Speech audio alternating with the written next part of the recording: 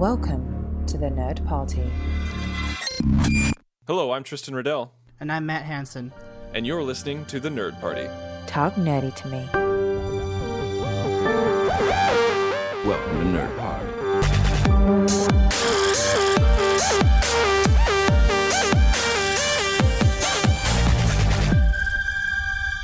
All right, this is episode 40 of the Nerd Party. Thank you so much for downloading, for listening, subscribing, however you're doing it. Please make sure to go to thenerdparty.com, as well as going to facebook.com/thenerdparty. There you can interact with other fans of the Nerd Party, as well as Matt and myself. You can also find me on Twitter at @theinsanerobin. And you can find me at mhansen0207. Now, also another thing, I've noticed that a few of you have been commenting on our episodes on our Podbean page, which is really great, and thank you so much for commenting. We're working on a way to integrate those Facebook comments into our actual Facebook page. So if you guys want to interact with us, that's the best way to do it, is on Facebook, not on Podbean. Just wanted to throw that out there. All right, well, today we have a few things to talk about, and one of them being The Revenant, which both you and I have seen. Yes, just yesterday for me and just today for you. That's correct. But before we get into that, we need to talk about the passing of a Titan. I have no hyperbole there. He was amazing, is amazing, and his work will forever live on. And unless you've been living underneath a rock, you know exactly what I'm talking about. And that is Alan Sidney Patrick Rickman. Yeah, this was a shock. I mean, actually, if we're going to talk Titans, Tristan, this was a bad week because we lost two of them within like 2 days of each other, because not 2 days before David Bowie also passed, another cultural icon. But the one thing that he and Alan Rickman had in common, and I don't know if this was just me, I don't know if I just was ignorant, and I usually am attuned to these pop culture things, I had no idea either that the two of them were sick. That's what really sucked about it.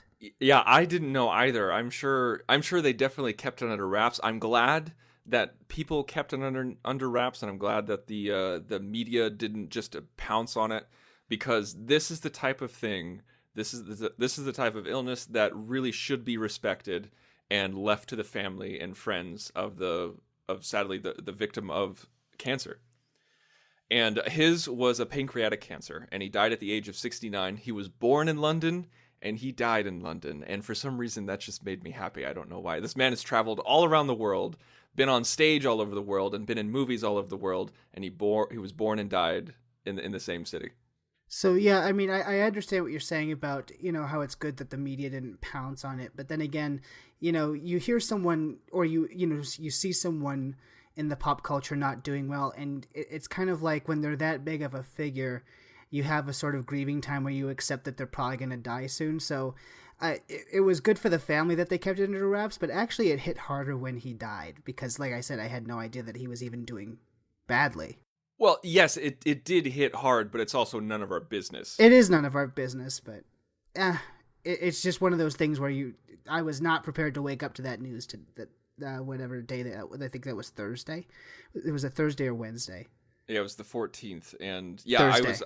I was shocked because my mom is a huge Rickman fan, and she actually texted me about it first, and that's how I first found out about it, which is very weird because usually it's the other way around.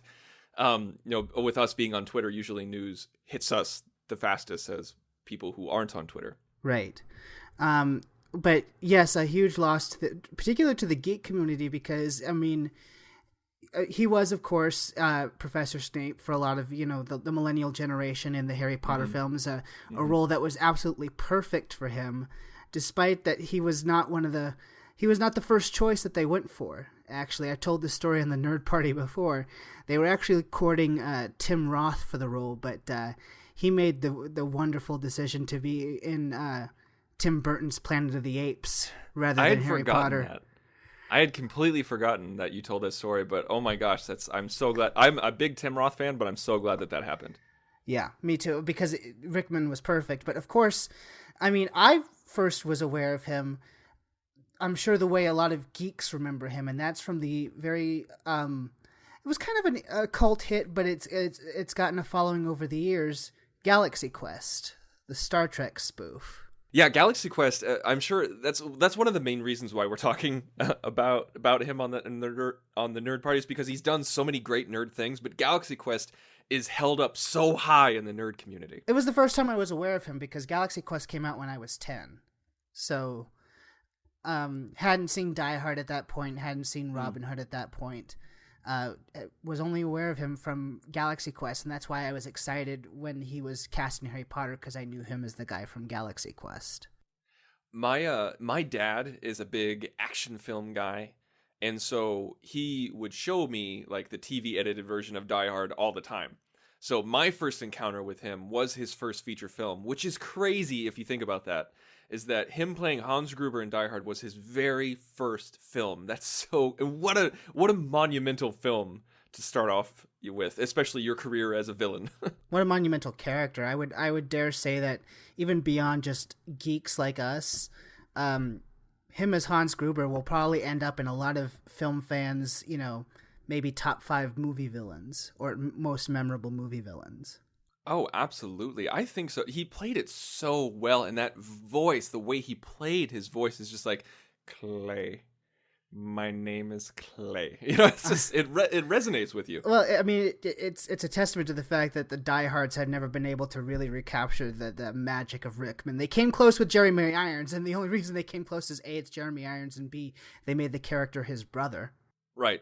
Yeah, they made the Gruber connection.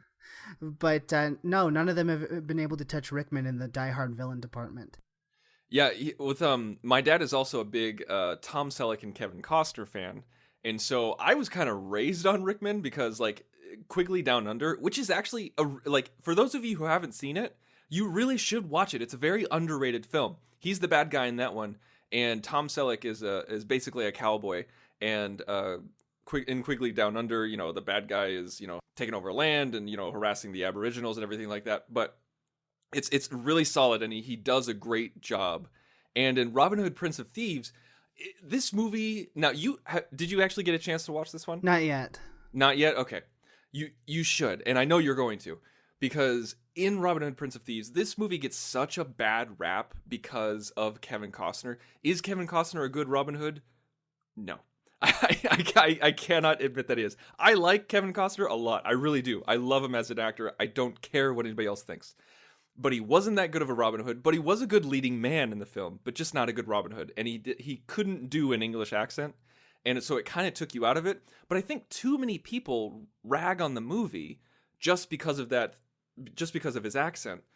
But Alan Rickman as the Sheriff of Nottingham is priceless. He is so over the top and so crazy that if he was the only good thing about the film, and some people think that that's true, if he was, that would still be reason enough to watch this movie and enjoy it. I'm looking forward to seeing what he does with it. But yeah, like I said, I mean, it's kind of funny because some news came up about, jumping back to Galaxy Quest, some news came up about Galaxy Quest not too long ago. I forget what it was, but it inspired me and Tristan to have this off-air conversation about, we pitched basically our own sequel to Galaxy Quest not too long ago, and it just made me think about that with Rickman's passing, because obviously there can't be any more, because I don't want to see it without Alan Rickman. No, not at all. I did rewatch that one in preparation because I knew we were going to talk about this, and it's a movie that holds up, and I just love how they were able to take Star Trek tropes and characteristics, and it's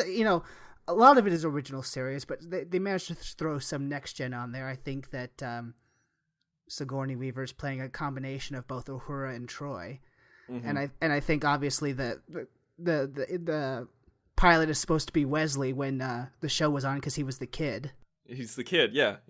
Yeah, they were able to take those tropes and make it interesting and a really fun movie, and he's great. And as I take him more as like, if Tim Allen's supposed to be the Shatner type, he's more the Nimoy type that gets so typecast in his role that people ask him to do his lines all the time. And the by Grabthar's hammer thing is going to go down in geek history as one of the greatest things of all time. I feel like Alan Rickman's character was a mixture of Nimoy and Patrick Stewart. Yeah, that's true, because he's also the Shakespearean actor, yeah. I feel like they definitely played on the Shakespearean actor trope, and I thought it was a perfect blending while, Tim Allen is hardcore Kirk, like Right. he said. Once we're talking about Alan Rickman, and this is a nerd podcast, this is a geek podcast, we have to talk about Harry Potter. Now, I am a big, big Harry Potter fan, and I know it's heresy to say this, but I like the movies way more than I like the books. I think one of the main reasons is because they casted such amazing actors and amazing British actors, and Alan Rickman, I think, really raised the bar on how to approach these movies. And, yes, they're silly, yes, they're fun, but they get more and more dramatic as the kids get older, as they should.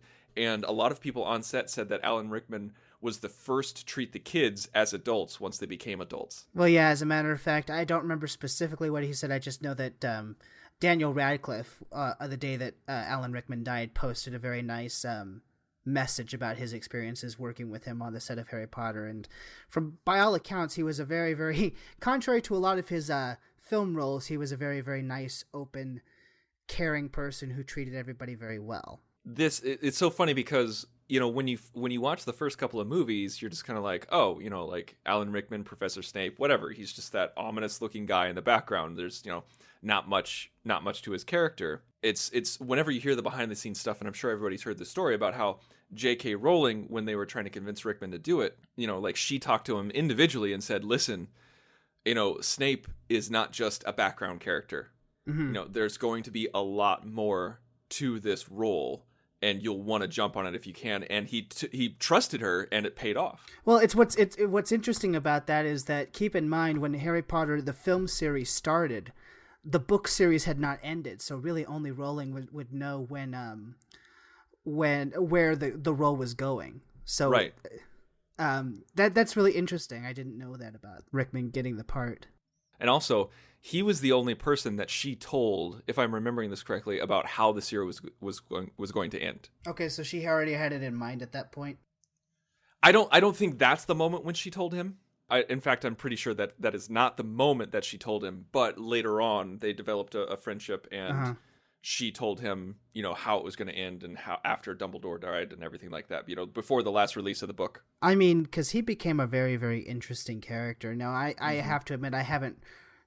I've read most of the books. I haven't sat down and read all of them in a while, but the very interesting thing about him is when you first meet him in the first book and the first movie, you think that he's just gonna be trouble for the rest of the series, and really he ends up being a much more complex character than you give him credit for, which is something that I very, very much admired about not only the way he was written but the way he was performed on screen.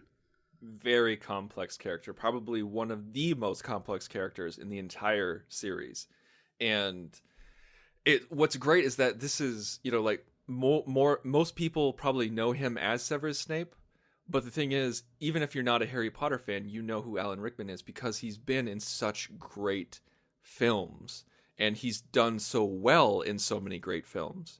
And one movie that has a special place in my heart, and that's Sweeney Todd, the Demon Barber of Fleet Street. This is what I think is Tim Burton's last great film. And he was perfect as Judge Turpin. And I'm a big Stephen Sondheim fan, big Sweeney Todd fan. And when I heard that Rickman was going to be Judge Turpin, I was like, oh, that is fantastic. That is perfect. Who else could do it better than him? Nobody. That's who. Yeah, I mean, even in his smaller parts when he wasn't in blockbusters, I mean, I've seen him in different kinds of films too. I remember he's actually one of the ensemble casts of Love Actually, which I think is a pretty solid little romantic comedy, mostly British cast again. Very well done. He also did a really small, I think it was a Canadian indie movie called Snowcake, and it's him and Sigourney Weaver. And she plays an autistic woman who he ends up becoming very good friends with and has a close connection.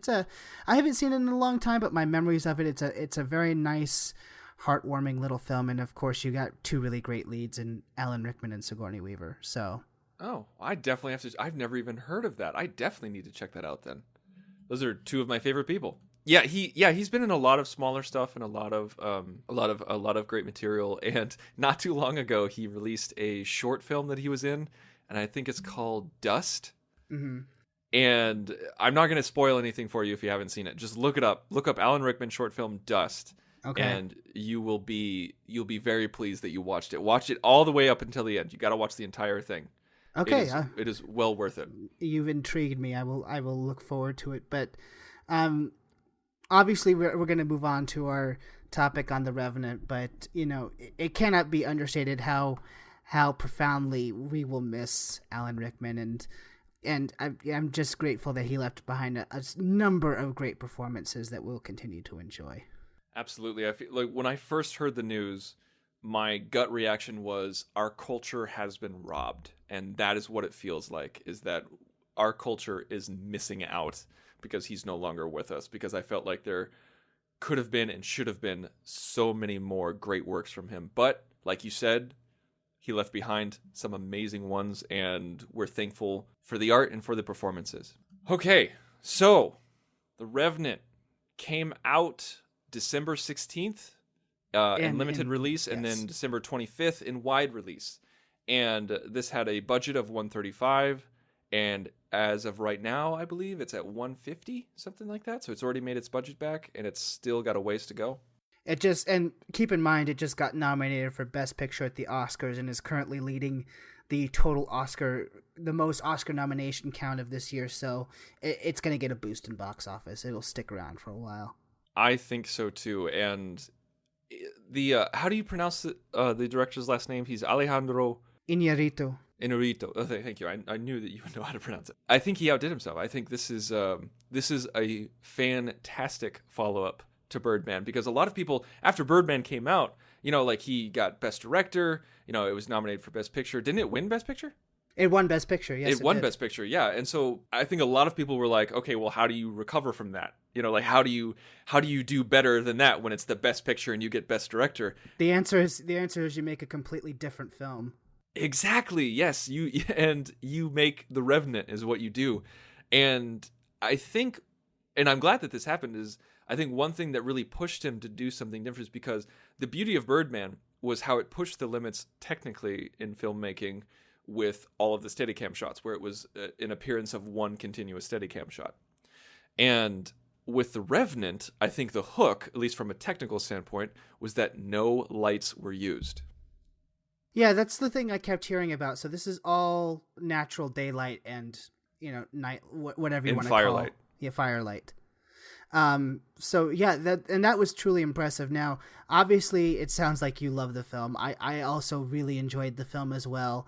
What was your theater experience like? Because I know that the thing is that, and I'm not talking specifically the crowd, what I'm more referring to is that the reviews I've read of this say that, one of the most impressive things is the cinematography and the landscapes and, like you said, the natural lighting. And they encourage you to see this on the largest screen possible. At least that's what I've read on the reviews. Now, unfortunately, a lot of my IMAX screens in town are still being taken up by Star Wars.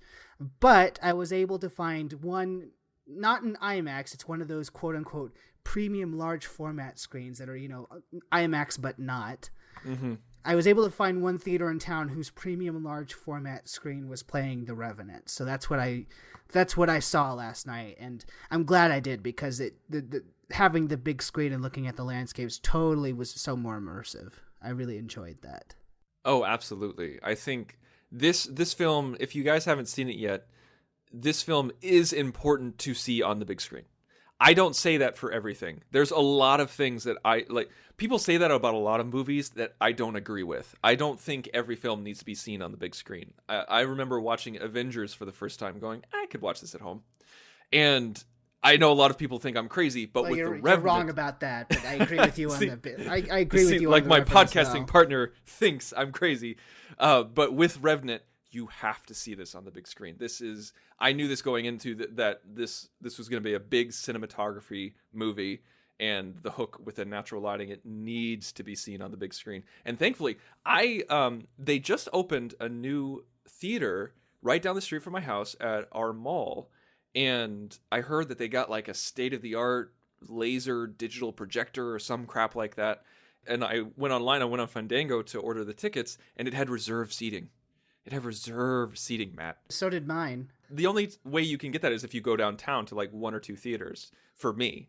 And so this is a brand new experience for me. And I'm so, how I'm just a curmudgeon and a cantankerous old man. Yeah. It was so cool. I got to pick the seats that I wanted. And when I got there, they were huge recliners. Yeah. And it had a button where if you hit the button and then it reclines for you. So you don't have to use any power to push it or shake anybody. There was all these huge sections so that no one was directly behind you and no one was directly in front of you. And so you had nothing but space. And there was subs underneath the freaking seats, man. It was awesome. I had a great movie-going experience. I had a better movie-going experience going to this one than I do at my IMAX one, which is also just a little bit further ways down the street. Well, good, because, obviously 2016, we have a lot of movies coming up, so I'm glad you found a theater that's comfortable because you're going to be in it a lot. Yeah, I was thinking the same exact thing. I was just like, oh, this is going to make Matt so happy that I'm not going to be scared to go to the movies anymore. But let's talk about this one because I truly was impressed. Now, I heard the buzz coming into it. I heard that it was good, and I heard that it was an emotional experience, and I heard that it was at times a very brutal one, and that certainly was true. I don't know how you felt about it, but I just looking at the direction, the dialogue is kind of minimal. It's there when it needs to be, but it's not dialogue heavy. It's much more focused on visuals and style. And I know this isn't a director that you particularly love, but I'm a big fan of the some of the choices and the minimalism and the use of dream imagery and symbolism. It was very Kubrickian to me, and I really, really liked that about this film. Oh, I don't have any opinion about the director. The only movie that I've seen of him has been Birdman. I don't have any negative feelings towards him. No, I'm talking about Stanley Kubrick. This reminds. Okay. The choices that he made were very, very Kubrick-esque to me, and I really like that because I'm a big Kubrick fan. Now, this is one thing that we're going to disagree on, and that is like you like the dream stuff. I felt personally that the dream stuff really took me out of it. Well, I don't know if it took me out of it. It was disconcerting every time it happened because I think that, and I attribute this to Kubrick too. You don't know exactly when you're in a dream sequence, and you have to, there are no visual cues. Things just kind of happen. So sometimes in other movies, when you go into a dream sequences, the cinematography will change, the lighting will change, something about it will change to indicate to you that this is a dream, and instead, this one, you had to really know what occurred in the past and what was happening at the time to cue yourself into when things were in a dream. So I can understand why that would put some people off because it took me a couple of dream sequences to realize how the dreaming sequences would work in this film. Yeah, I get exactly what you're saying, and you're absolutely right that they did it in a very different way, and for that I appreciate. Because of exactly what you just said, like you didn't know it until something was off. But the thing is, like, there was like the one scene in particular where his wife is hovering above him. And when I saw it, I was just like, oh, come on, man. It just felt so out of place because the film felt very much, and my wife agrees with me, like it was the first thing that came out of our mouths was that it felt very much like a Terrence Malick film. And it's like it took its time like a Terrence Malick film. Now, I'm not like this is very different from a Terrence Malick film, but there were things about it that were reminiscent of Terrence Malick. And Terrence Malick uses the metaphysical constantly. He uses it all the time. But for some reason, that was probably the main thing that I didn't like about this movie. Now, I think this is a great movie. Don't get me wrong. But it's just funny that that's one of the first things you bring up. Yeah, I was just like, oh, I think we could have done without those. Well, not being terribly familiar with Terrence Malick, the buzz around what I've heard about his films is when he goes strange, it goes really strange and truly esoteric. And I don't think that Iñárritu went as far in this film is the buzz that I've heard about Malick films, and maybe that's it. Maybe because Malick just goes for it, and this was trying to be esoteric while not completely losing the mainstream audiences. Because Malick's films, however great they might be, I don't think that you could accuse them of being for the mainstream audience. No, they are not. I think you're right. I think it's I think that's the thing, is that he didn't commit to it. As like he didn't go balls out crazy like Malick, but yet he still kind of kept them in there. So I think, yeah, it's all personal preference. But well, that's why I mean it was closer to Kubrick. Okay. Thinking about some of the sequences in 2001, or even some of the nightmare sequences in The Shining. That's what this kind of reminded me of, and those managed to stay somewhat mainstream while being kind of out there. So that was my point of reference. Now, folks, we're going to try to be as spoiler-free as possible, but you should see the movie before you listen to this. I mean, there's not much that we can spoil for you, because, I mean, you know the beats of this film. You've seen the trailer.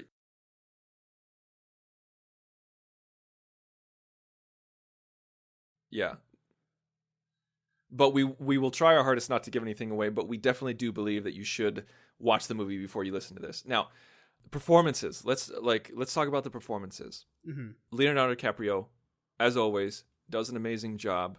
But did you think Oscar? Yes, I did think Oscar. Now, why did you think? Because, well, first of all, I think it's kind of funny that people, because he's actually getting really good buzz this time and may get the Oscar this time. And watching the film, I'm like, he's been nominated so many times. He figured the way that he was going to get it is he had to kill himself on screen in order to get that Oscar clinched. But you know what? I just got to say, first and foremost, Leonardo DiCaprio is an actor who's really impressed me as he's grown older. Mm-hmm. I used to be very, very dismissive of him back in his teen heartthrob, or even Romeo plus Juliet and Titanic days. But Catch Me If You Can onwards, and then really Departed onwards, he's really been impressing me. And I think that here, I mean, what I like about his performance here and why I consider it most Oscar worthy is because he conveys so much with so few lines of dialogue. He doesn't have a lot of dialogue in this film, especially after the inciting incident of this film, which if you've seen the trailers, you pretty much know what it is. The fact that he was able to do so much with so little really impressed me. And every time he was on screen, I was completely caught up in his mood and his performance. And he sold not only the emotional aspect of each scene, but even though I'm sure that, he wasn't injured and was having help with some of his physical stunts, he really sold me on the physicality of each scene too. Yeah, I think he did a great job, and I think he did a great physical job.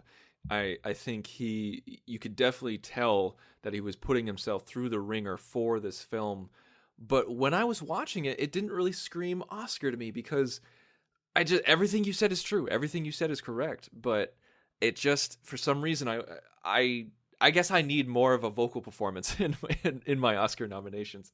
But as I'm looking through the nominations for Best Actor, who would you pick over that then? See, that's the thing, is like, that's why this is so funny, because you have Bryan Cranston in Trumbo, Matt Damon in The Martian, DiCaprio in Revenant, Fassbender in Steve Jobs, and Redmayne in The Danish Girl. Now, there's no way in hell Matt Damon's going to win for The Martian. Although I'd be okay with that. It's not going to happen though. No, it's not. It's not. With Redmayne, there was a lot of buzz for The Danish Girl, but then once it was released, no one was talking about it. No one was talking about it whatsoever. So I don't think that's going to happen. Plus, he's already won. And he's already won. And Fassbender, I don't know if they would award it to Fassbender yet. I don't know if he's proved himself yet in the eyes of the Academy. Right. You know what I'm saying? Yeah. No, I agree with you. That's usually how these awards work too. And I haven't seen Trumbo. Neither have I. So I can't really, even though Cranston is a mind-blowing actor, I think that DiCaprio has probably his best shot. Yeah, I think so too. I really do think it's his year. And you know what?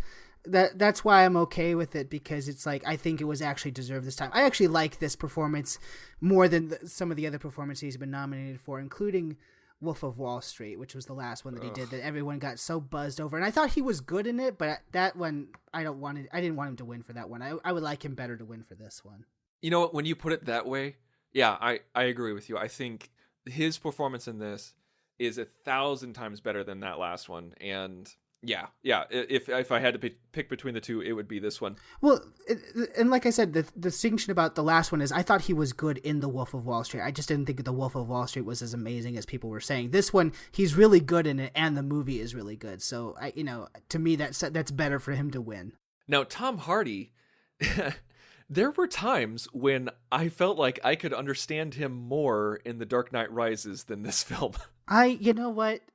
I think he did what he needed to do in this film, but I'm just going to say it up front, and I'm going to get a lot of hate mail for it. I don't get Tom Hardy. I don't get the fascination behind him. He's never impressed me in any role that he's been in, and they keep giving him these roles where he has to do some other accent other than his own, and he can never do it. Dark Knight Rises, this legend film where he's also incomprehensible, and, you know, half of this film, just stop giving this man roles that require him to change his accent, because he can't do it. There were times when I could understand him perfectly fine. And then there were other times, like, it was the first words out of his mouth in the film, I was just like, what the hell did he just say? Like, that's half of his idea. dialogue, though. I caught bits and pieces, and I guess I caught the most important parts, but it's just like, I don't get the fascination behind him. He's never impressed me in anything. I like him, but I'm not in love with him like the world is. I think he's a fine actor. I think I remember seeing him in Nemesis and falling in love with his work there. I get what you're saying. I completely get what you're saying. Like, I think he's a great actor, but I don't understand why everyone's head over heels. And with this film, I shouldn't have to infer what he means. I should understand what he's saying. Right. And if you're asking me about Oscars, I think Leo should get his. I don't think he should get his. Okay, for speaking of which, for supporting male actor, we have Christian Bale in The Big Short, Tom Hardy, of course, Mark Ruffalo in Spotlight, Mark Rylance, in Bridge of Spies, and Sylvester Stallone in Creed. See, I think Stallone should get that one. Now, I haven't seen Creed yet, and I'm going to, but everybody just exploded when he won the Golden Globe. And you cannot compare the Golden Globes to the Oscars. It's apples and oranges. But actually, I've used the Golden Globes as my Oscar predictions for the last couple of years, and I've been mostly right. Well, you're talking about a difference between, you have 62 journalists who vote on the Golden Globes, and then you have 6,200 members of the Academy who vote in the Oscars. That is why they're apples and oranges. And, you know, like, the people in the Academy, they actually are part of filmmaking, and the journalists are just that. They're journalists. With that in mind, I feel like there's so much excitement, and it's just, everybody loves Stallone, but not everybody will admit it. And I think if he comes back with an Oscar win, it allows you to say, no, Stallone's a good actor. I mean, he's made over $1 billion for the industry. Just him. I'm not saying this to inflate Stallone's ego. I think he's done plenty of work that's, just look at the work in the past decade. Yeah. I mean, that's been less than great, but he really deserves it for this one. Tom Hardy, he serves his purpose in this film, but I don't get him. And like I said, stop giving him roles where he has to change his voice, because he can't pull it off. He's never pulled it off. Now, someone who did surprise me in a very good way, and that's Domhnall Gleeson. Yes. He did a phenomenal job. I wish he was the one nominated for Best Supporting. Why is he not nominated? He did 1,000 times better than Tom Hardy, and it was so great because he was the captain of the expedition, and when you think captain of the expedition, you don't think like, oh, he doesn't really feel like much of a leader. And even after Star Wars: The Force Awakens, I was just like, you didn't really feel like much of a leader there either. Alejandro gives you the impression that he's going to be kind of like the leader who doesn't deserve it, who is kind of a wimp and with no field experience. But then he totally commands the presence in the realm of DiCaprio and Hardy. He's able to command the room, the quote unquote, and he does a phenomenal job. And talk about a British actor who can change his accent. Yes. Actually, there were two of them who could change his accent, because you know who I was also really impressed with is the actor's name is Will Poulter. He's the guy who was with Tom Hardy through most of his journey. Right. It's the young kid. He's also a British actor. I don't know if you knew that. What do I know him from? I know him from, because I've seen him recently. He popped up in that comedy We're the Millers. He popped up in the first Maze Runner. He's been here and there. He's a new up-and-coming actor. But he's really young. I looked him up. He's like 23 years old or something like that. Yeah, I haven't seen any of those movies, but that would explain why I've seen his face, like when I've seen it in trailers and everything. Yeah. He's been in a few named roles, but again, a British actor. I really liked him in the film and kind of his journey as well. Yeah, he pulls off the American accent really well. So a lot of great performances, some better than others. There's a certain formula to revenge movies. See, but I like them. Like here's the thing, is that at the beginning you establish the characters, and then you have the incident. Okay, you have the event that causes the need for revenge, and then in the second act you have either it's plotting or recuperation, and in the third act you have the revenge, and you have the climax and the final trial. Before I even walked into this movie, I was like, man, the second act is going to be the longest, and it did not disappoint me. It did not prove me wrong.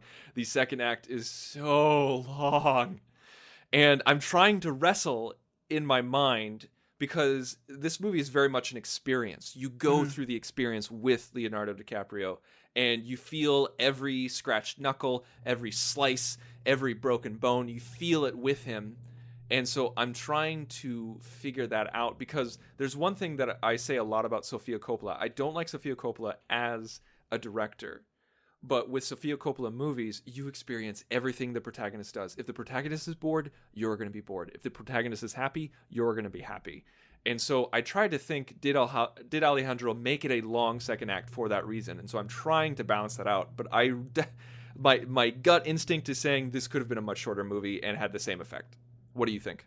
It's hard to say, because someone made a comment on my Facebook status last night that I kind of agree with, because, I said I was going to go see this movie, and a couple of friends were asking me, I wanted to go see that. How long is it? And someone else replied that it's 2.5 hours, and they said, oh, that's long. And then a friend of mine commented, and they said, revenge movies, I think, do better when they're longer, because they allow you enough time to get emotionally invested and be with the character on the journey. And I thought about that. I mean, I do understand that maybe upon repeat viewings it won't be as rewarding as it was during the first time.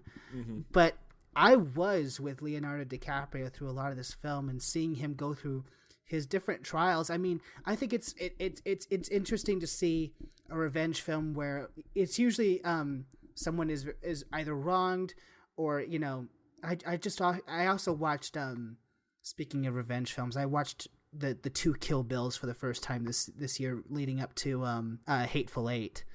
It's interesting to see the contrast, because usually in those kind of revenge films, the person's injured, and then in the case of Kill Bill, you see them go through kind of a recovery process, and then they're recovered and they're off to take their revenge.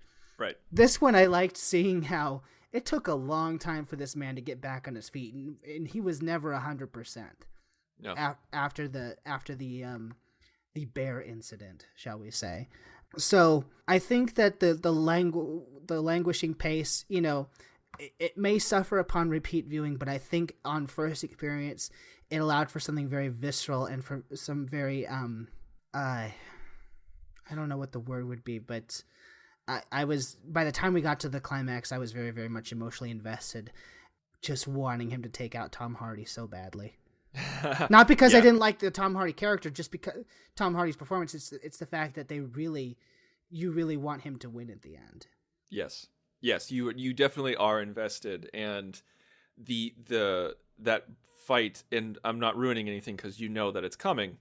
That fight is brutal, and it had to be brutal. And what I like about Iñárritu is that during none of the brutality, I was wondering how you were going to take this film, because you're very. I always joke with Tristan offline that he's kind of a pansy when it comes to violence. He can't.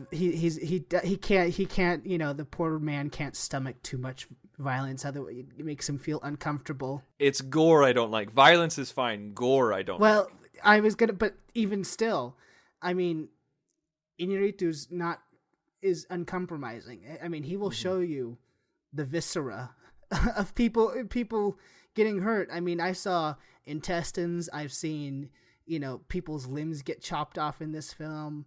That bear mauling, speaking of which, I heard to talk about that. I heard so much about that scene going in, because it became infamous even before the movie was released. Which we're not going to talk about. No, I'm not talking about that. I'm talking about the fact of how uncompromising it was. Oh, okay. All right. I had heard from a friend who had seen it that it's pretty rough. And then when we get to that part in the movie and it starts, I was like, oh, okay, that was rough, but I was able to, maybe people are underselling it a bit. But then, I thought it was just going to be an initial attack. But no, that bear comes back several times. That's when it was crossed over into, okay, it's like, okay, now I see what people are saying. Because that first attack, it was rough. I mean, you could definitely feel the character's pain, but I think it was the second two that were the hard ones. Yeah, with this, we all knew it was coming. We all knew that this was going to be the inciting event, and it did not disappoint because you were with him the entire time.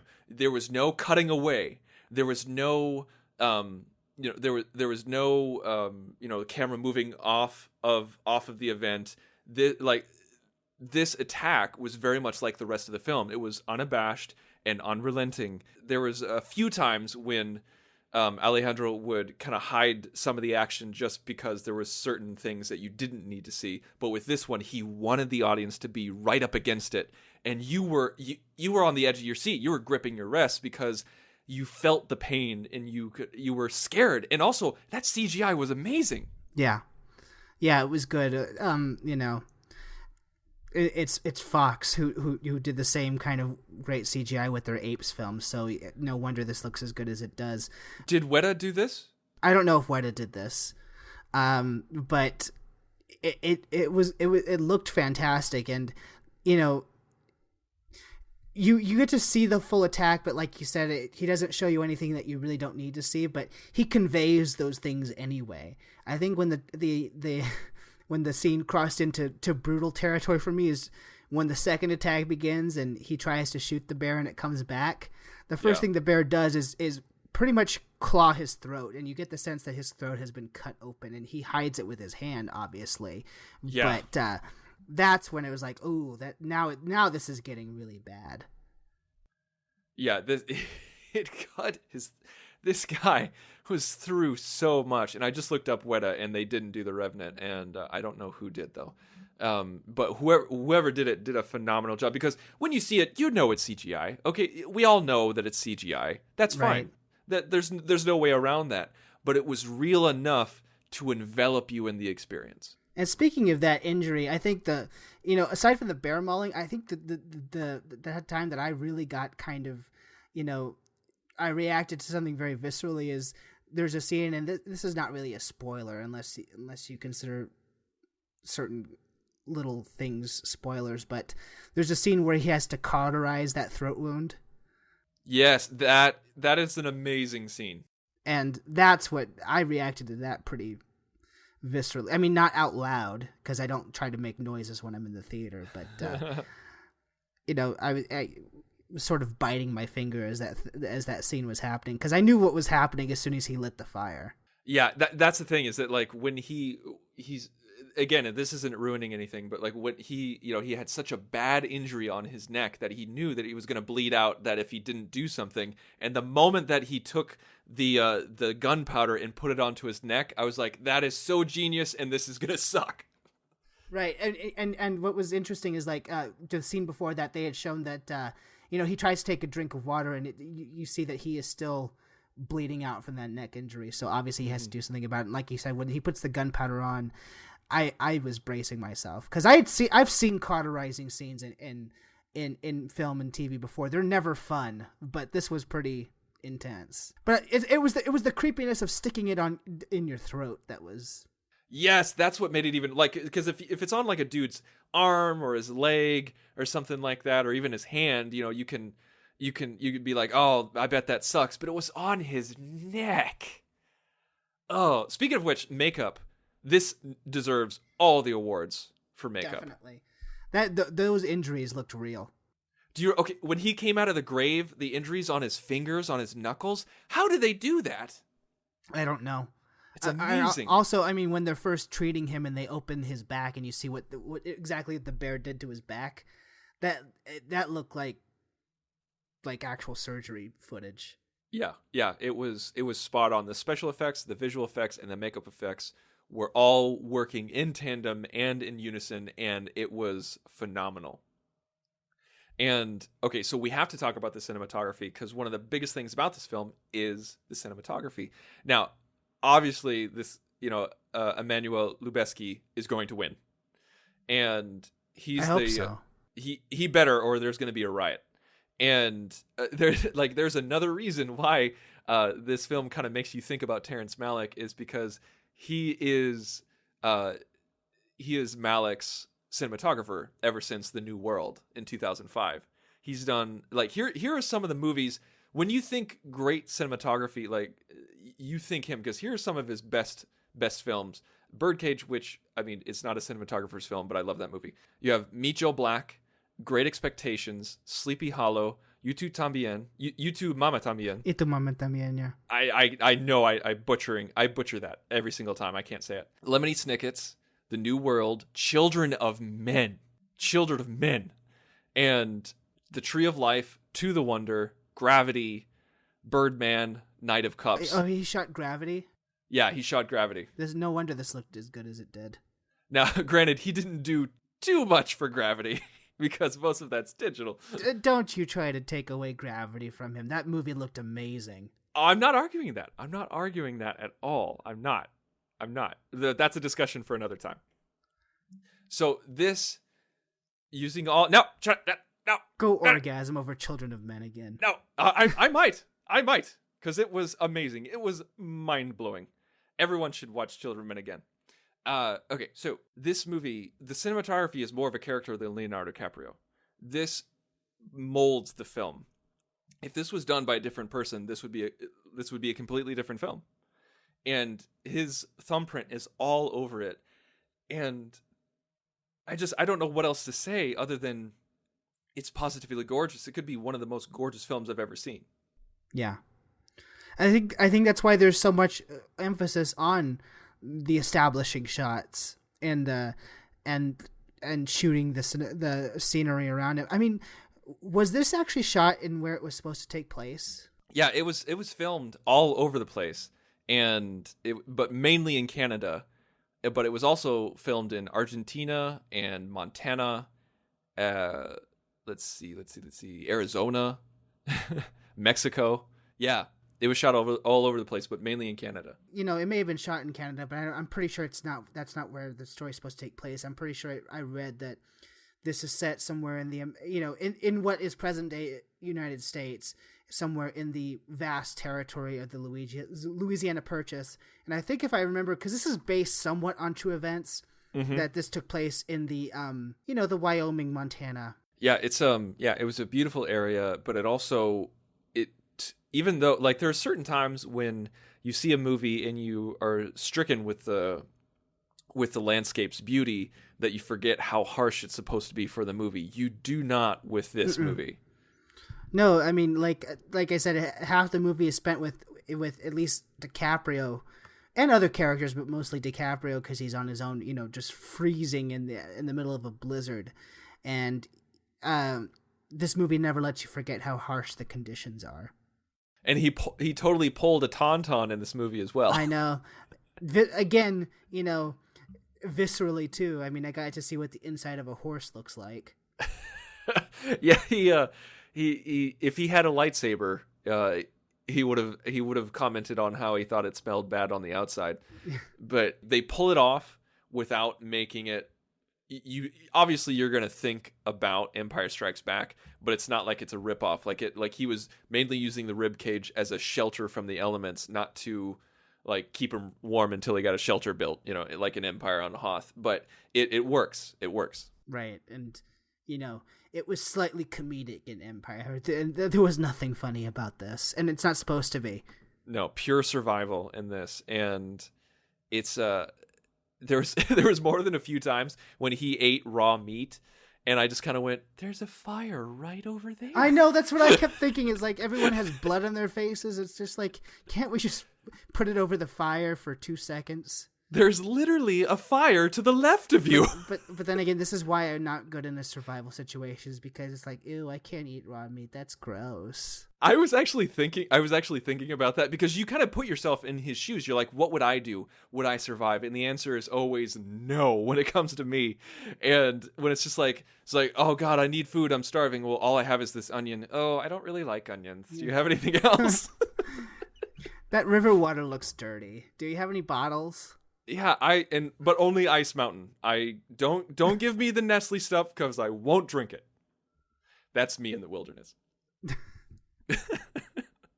God, you're even worse in the wilderness than you are in real life. Probably. I think this is by no means a perfect film, but this is an amazing film, and it's definitely worth your time. Yes, I think it's deserving of all the nominations it got. And, you know, between the films that have a sizable number of nominations, it's my pick for... I would not mind if Iñárritu won Best Picture 2 years in a row. I would not. Yeah, I still have a few more films to watch to catch up to all of the Best Picture nominees. But if this won, I would not be chagrined. I think this is well deserving of Best Picture, of what I've seen so far. All right, well, thank you so much for listening, and thank you so much for downloading. As we said at the top of the show, please go to thenerdparty.com and go to our Facebook page at facebook.com/thenerdparty. And please, if you could, take just a few moments, go on iTunes and give us a rating. It really means a lot to us, and it helps us get higher up in the iTunes ratings. And if you give us a 5-star review, we will mention you on the podcast. But please email us. If you give us a 5-star review, please email us at contact@thenerdparty.com. Let us know, and we will talk about you on the air. Yes, thank you so much for listening to our special review of The Revenant on the Nerd Party. We will see you next time. Till then, just keep breathing. Coming up next week. Oh my god, I can't believe I shot Bill Murray. Mr. Murray. Just Bill, I think now. Bill? Huh? I don't think we're gonna be able to stitch this. That's still tender. So do you have any regrets? Garfield, maybe?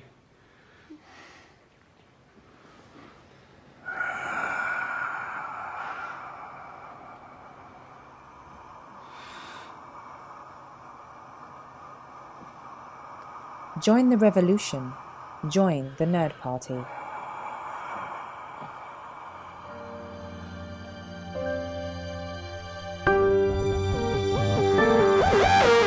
Welcome to Nerd